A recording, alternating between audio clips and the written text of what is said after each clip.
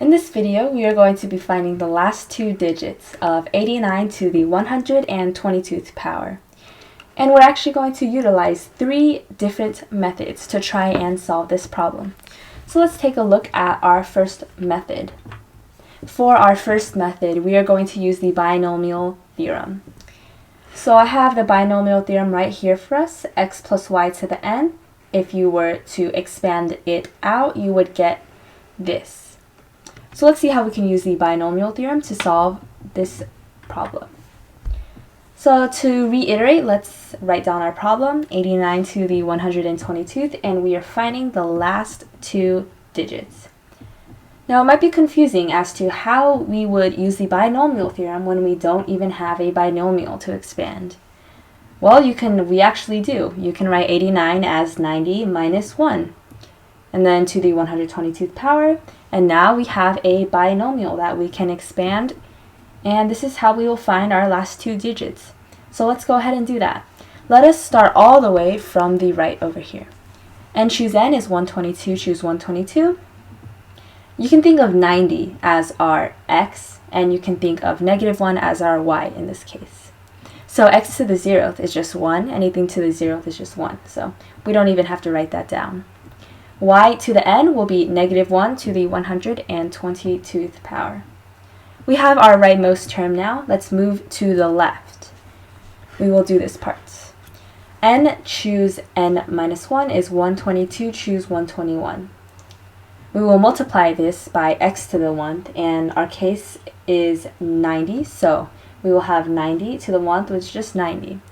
We'll multiply this by y to the n minus 1, which is just -1 to the 121th power. We're going to stop there, and let's simplify a little further, and I'll explain why we stop here in a moment.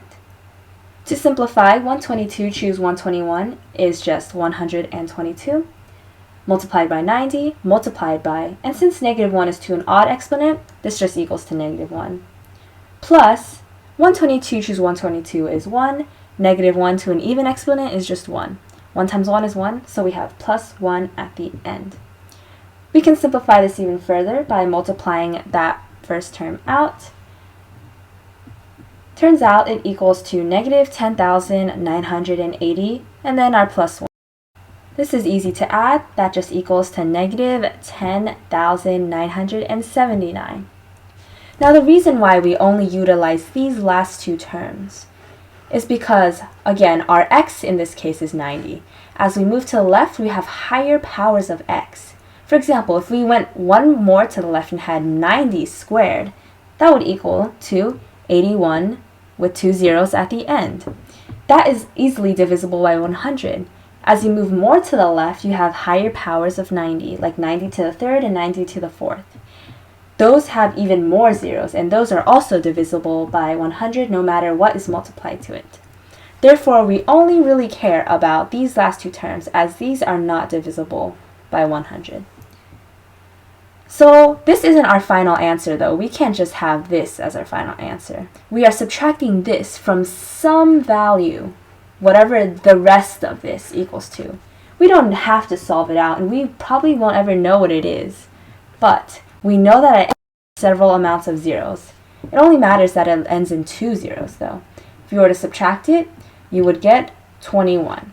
Because two zeros, imagine just two zeros right here, you subtract it, you get 21. Therefore, that is the last two digits of 89 to the 122th power. So we've just solved it with a binomial expansion, but let's take a look at another method that you can solve this. For our second method, we are going to use Euler's theorem. Euler's theorem is a generalization of Fermat's little theorem. And Euler's theorem states that if the GCD of two numbers a and n equals to 1, and this is just another way of saying that they are relatively prime. If this is true, then a to the phi nth power is congruent to 1 mod n. And in this case, phi n denotes Euler's totient function, which counts the integers from 1 to n that are co-prime to n. Let's try to see how we can use this theorem to solve our problem. So I have the theorem written up there for us, and let's actually solve this using the theorem. Now, when you see mod n, and we are finding the last two digits, you should think of mod 100. Because whenever solving and finding the last two digits, people usually use modulo 100 to find the last two digits. So that might give us a clue on where to start. We can have our equal to 100 in this case.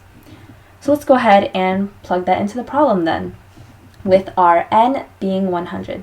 So we have a to the phi 100 is congruent to 1 mod 100. We've just plugged it in. That's all we've done.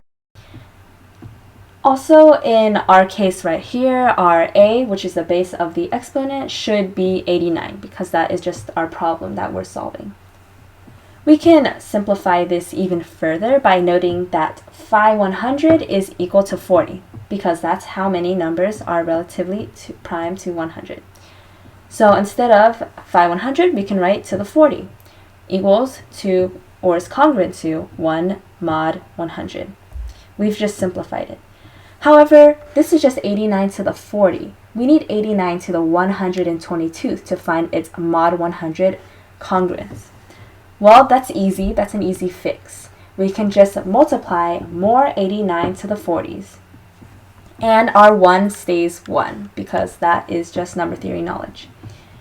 That will end up being 89 to the 120th power. And it's still congruent to 1 mod 100.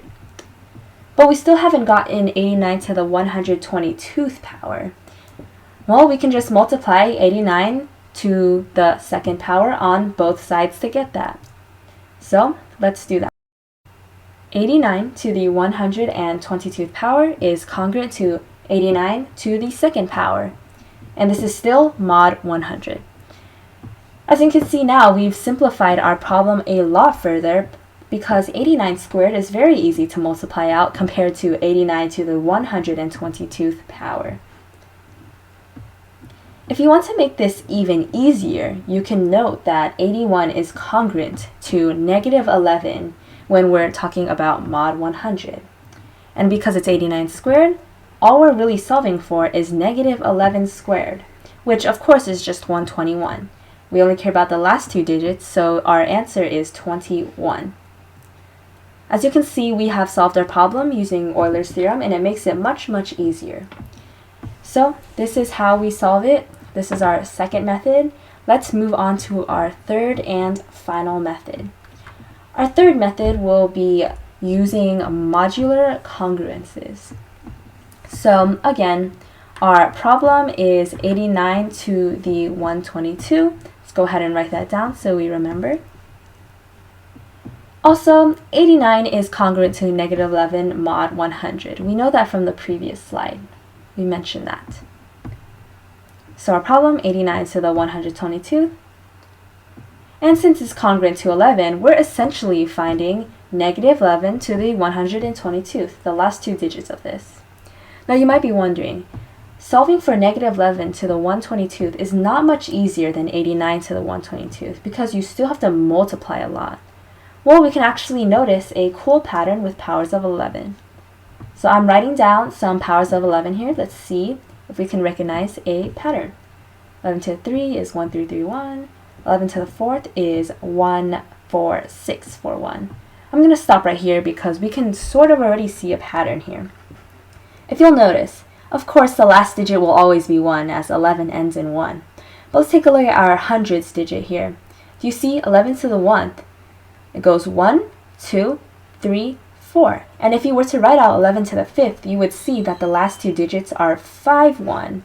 So it goes up by ones in cycles of 10. 1, 2, 3, 4, 5, 6, 7, 8, 9, 0. In cycles of 10. Now we can easily solve our problem here. Our exponent is 122, and our cycle is 10. Let's divide 122 by 10. All we really care about is the remainder, and there's a remainder of 2 here. So we'll start from the beginning of the cycle and count 2. That will give us 21 as our final two digits. So we've just solved it using a third method by using modular congruences and then finding a pattern with the powers of 11. That is all for this video. Thank you for watching. Please like, share, and subscribe.